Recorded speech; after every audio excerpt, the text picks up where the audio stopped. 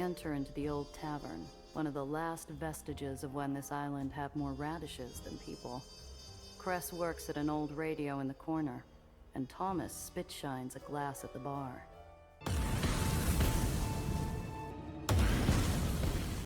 Hey everybody, Old Man Alchemist back with another raw and wiggling episode in our playthrough of Aether and Iron. Alright, one thing we haven't done in a while is gone into Gia's apartment.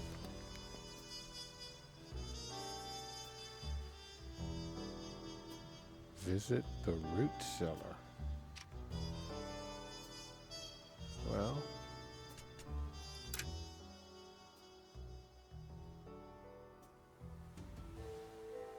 that's in Home Island. Alright, so let's go outside and where the hell's the root cellar at? Oh. Okay. Oh my. I enter into the old tavern, one of the last vestiges of when this island had more radishes than people. Cress works at an old radio in the corner, and Thomas spit-shines a glass at the bar. This damn thing won't work.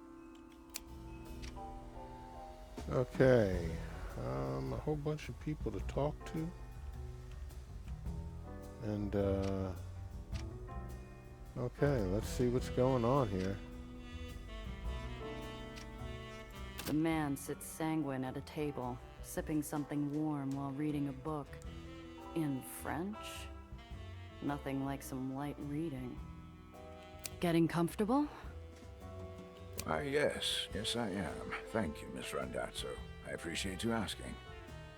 Not what you're used to. No, but it's... I'm glad to be near Eleanor. And Thomas is quite the brilliant mixologist. Made me a tea cocktail I'd never even heard of. He waits for some reply, perhaps some witty repartee about tea variety. I'm just going to have to disappoint. Well, if you need anything... Don't worry, it's not your job to play babysitter. I can take care of myself. Thank you, though, for offering. Uh-huh. The old boatman hunches on his stool, kissing the wood and dancing cheek to cheek with an empty glass of amber. You all right there, Throg? I was just... He straightens up, eyes closed, resting his head on his shoulder while he puts together his next words. I was just thinking. Looked like more than that. You caught me. He resumes his position and begins to hum a sad old tune that reminds me of a place I'd never known. Oh god, I love the writing to this damn thing. Well, well. Alright, so how's your business after White Street? White Street's tearing itself apart right now. Must be cleaning up nicely from it. Yes. They're in need of guns, food, safety. Things I'm able and willing to provide. And they'll continue to receive it for a fair price. I'm sure. Exactly how long were you planning for this? You planned for a storm cloud, no? White Street's been ready to burst for years. If Eli did not give it the final push, something else would. She exhales a puff of smoke. How is Cress? She could be doing better. She lost a lot of people in White Street. Eli is dead. I can think of no better consolation. Alright, tell me something about your past. Were you born here in the city? No. I am a daughter of Zagreb. My parents are of old Illyria. They brought me to New York to be a princess in the new kingdom of Croatia. It is a beautiful place, Giovanna. And an even more beautiful dream. You're not telling me the whole story. Come on, spill it. Where are your folks now? They're dead. Ah, sorry to hear that. But I know how you feel. I sincerely doubt that. Really? I was closer to Alfonso than anyone. Then this city took him. You might run things down here in the hole, but you don't have a monopoly on grief, all right? Maybe I pushed it too far, but the easy, aloof expression Tiana wears like a favorite coat suddenly disappears, and her voice blooms with genuine warmth. She places a hand over mine. I am sorry, Giovanna. That's terrible. And you are right. It doesn't matter who does the taking. Some gutter rat bastard desperate for a meal, or some suit-wearing demon from the Heights who never even knew your mother's name. All that matters is what they took away. The Heights? What do you mean? Nothing. Forget I said anything. Just be careful. The higher up you go in this city, the less air there is to breathe. Right.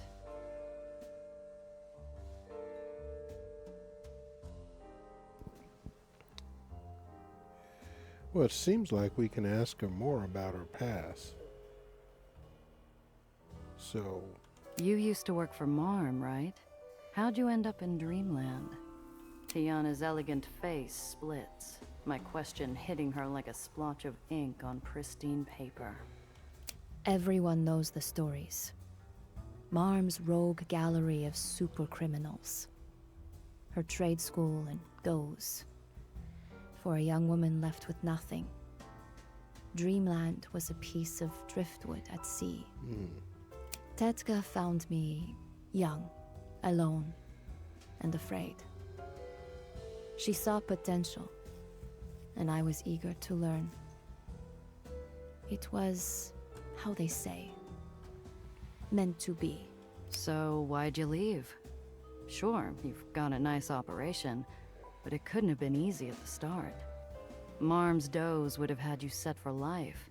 Might have even been in the running to be Marm's heir. And what of you? Your reputation may not be as clean now, but it wasn't always this way. Why did you never agree to be someone's pet smuggler? I have no answer. None that she wouldn't know already, and she knows it. Marm's does may be princesses of Dreamland, but they'll always be beholden to her first. It was a price I would not pay. A feeling you're no doubt familiar with. alright, what do they mean by mission items? I found some things that are more unique. Mind taking a look? And pray tell, what diamonds in the rough have you found, Mishichu?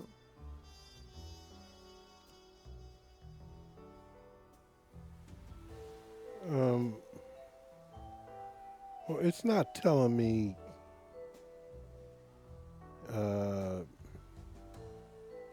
what am I going to get for this? I want to see. And what can you offer me? I'm sure I could find a collector That's for something all? like this. Oh, you got to be crazy. I'm not. That's all. See you soon.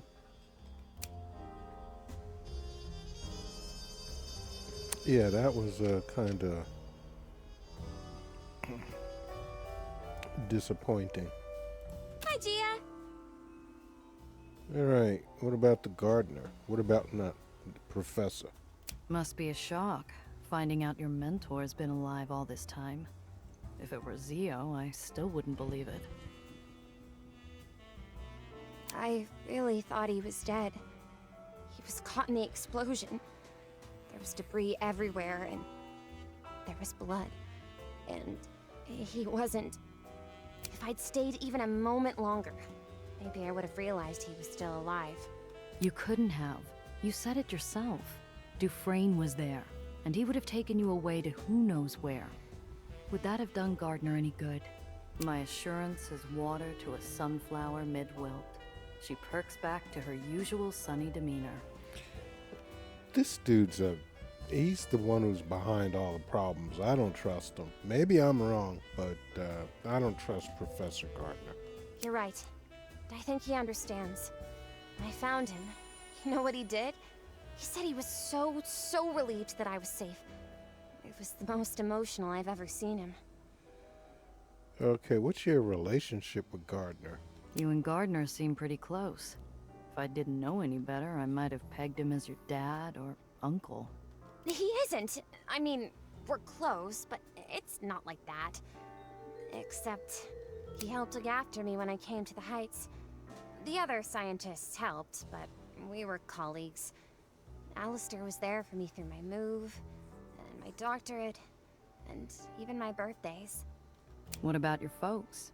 You lose contact with them when you moved upstairs? It's not that I can't contact them. I'm just not sure we'd have much to talk about. Or if they'd want me to bother them. Not the best relationship with them, huh? It's complicated. Mother and father love me, but I'm not sure they always know what to do with me. Sometimes it's like I'm speaking Latin and they're speaking Greek. But when an opportunity to go to the Heights was announced, they still supported me. Even if it meant they'd have to let me go. So how's your research coming? I know you can't finish Daisy until we get you that core, but it's hard to picture you sitting around sipping coffee and reading a book while you wait. Of course not, silly. There's still too much left to do. There's construction of the device, obviously, and I'm waiting for Professor Gardner's peer review to ensure I haven't missed anything. Oh, and I need to install the new materials. I'd initially improvised from what I could find, but Professor Gardner put Tiana in contact with his suppliers. It'll increase Daisy's range and stability significantly. Sounds like a full plate. Scheduling any room for sleep in there, Professor? Oh, well, it'll be very busy, but it's nothing I can't handle. We're on a tight schedule, and we're finally making progress. A few weeks of extra work never hurt. Goodbye for now. All right. Let's talk to Cress. We do have to visit Nellie in her lab because maybe she has a new gizmo for us. Damn thing won't work. She gives the radio a lovingly spiteful kick, jostling a box of tools and spare parts next to it. Finally, after several more expletives, the radio springs to life. It's the bottom of the eighth. The Metro Maniacs have the New England rails on the ropes. If Cookie Anderson can strike out one more... Cress, covered in sweat, sits down on the floor and leans her head against the radio, listening intently. Ah, it's still going. And Cookie's pitching still. I bet you $5 that he walks the next bat. Cress gives a small smile and rolls her head to face Gardner. I'll take that bet, old man. It's your money to lose. And it's a strikeout! Cookie Anderson sends us into the ninth. If the Maniacs can hold on, they might have a shot at the World Series. Ah, that's unfortunate. Looks like I owe you. But if you're still confident, how about another friendly wager? My rails against your Maniacs. I bet we come back and win it all. Down one, with Butters Dickinson up next. Hope you brought more than that fancy suit of yours, Gia. Want in? Easy money.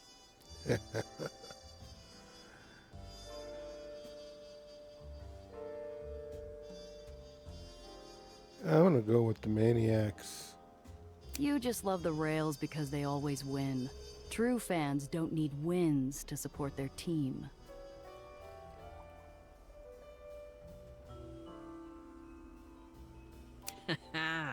The Maniacs also win, Gia. They're gonna win tonight. Your loyalty is admirable, but in the end, the result will be the same. And without a single base gained by the Maniacs in the top of the ninth, the Rails are only down by one, and it's up to Fatty McDaniels to win it for the Rails here in the bottom. Sweetbread Bailey is on third. Now, I'd hate to punish a fellow fan over team loyalty. If you want to pull out now, I'll let you out of the bet. We can chalk this all up as a fun little game, nothing more. Do we look like fake fans? Fight and die! Fight and die. And it's going, gone! Fatty McDaniels has done it! And Bailey comes home, Ladies and gentlemen, what a comeback! And here comes Fatty now. Gardner looks quite pleased with himself as he nuzzles back into the pages of his book. Sorry, girls. It was inevitable. Well,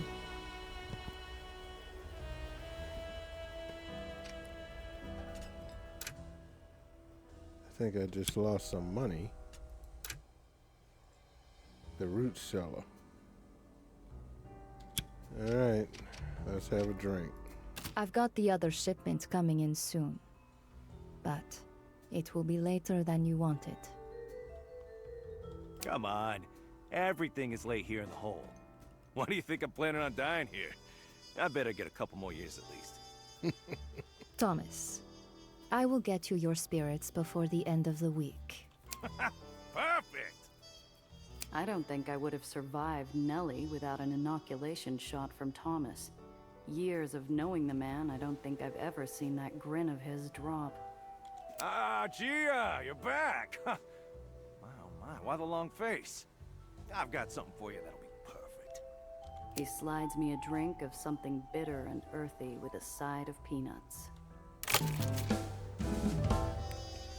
The root cellar completes, okay?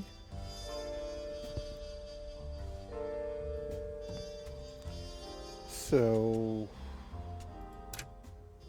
looks like that was the root cellar.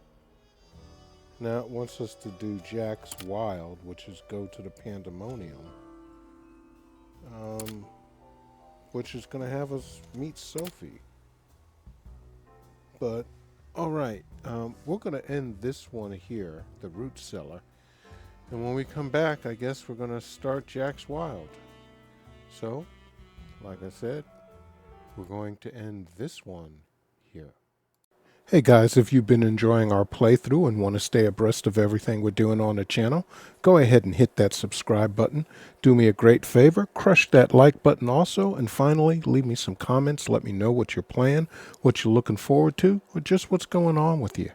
Until next time, this is Old Man Alchemist saying stay cool and peace.